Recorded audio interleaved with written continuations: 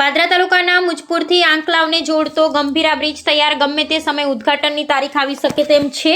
ગત જુલાઈ મહિનામાં અચાનક આ નદી ઉપરના જૂના બ્રિજનો એક સ્પાન તૂટી પડ્યો હતો, જેમાં 20 લોકોએ પોતાની જાન ગુમાવ્યા હતા અને તેના કારણે અનેક પરિવારોના દીવા બુઝાઈ ગયા હતા। બ્રિજ તૂટતા સમગ્ર મધ્ય ગુજરાત અને સૌરાષ્ટ્રને જોડતો માર્ગ ઠપ થઈ ગયો હતો। વાહન ચાલકોને અનેક કિલોમીટરનો ચક્કર કાપીને જવાનો વારો આવ્યો। નજીકના ગામોના લોકો આવવા જવા માટે હેરાન પરેશાન થયા। પાદરા તાલુકાની કંપનીઓના કર્મચારીઓને નોકરિયાતોને આવવા જવાની મુશ્કેલી પડી। કંપનીઓને મોટો માર પડ્યો, જેથી પાદરા અને બોરસદના ધારાસભ્યના પ્રયત્નોથી નવો બ્રિજ ઝડપથી મંજૂર થઈ તાત્કાલિક કામ ચાલુ થયું અને 1 વર્ષના ટૂંકા ગાળામાં તૈયાર થઈ ગયો, જે હવે ઉદ્ઘાટન માટે ગમે ત્યારે તારીખ આવી શકે તેમ છે।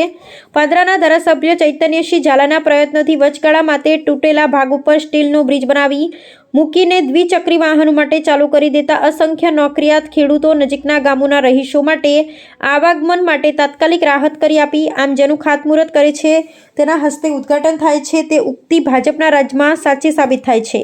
ત્યારે નવો બ્રિજ 1 વર્ષ કરતાં ઓછા સમયમાં બનીને તૈયાર થઈ ગયો છે, જેમાં ગુજરાત સરકાર અને પાદરાના ધારાસભ્ય ચૈતન્યસિંહ ઝાલા, બોરસદના ધારાસભ્ય અને પુરવઠા મંત્રી રમણલાલ સોલંકી તથા આણંદના સાંસદ મિતેશભાઈ પટેલ તથા છોટાઉદેપુર સાંસદ જસુભાઈ રાઠવાના સહિયારા પ્રયત્નોથી રાજ્ય સરકારે તાત્કાલિક નવો બ્રિજ મંજૂર કર્યો અને તેઓની વ્યક્તિગત દેખરેખ અને ચિંતાથી ફક્ત 1 વર્ષમાં બ્રિજ તૈયાર થઈ ગયો।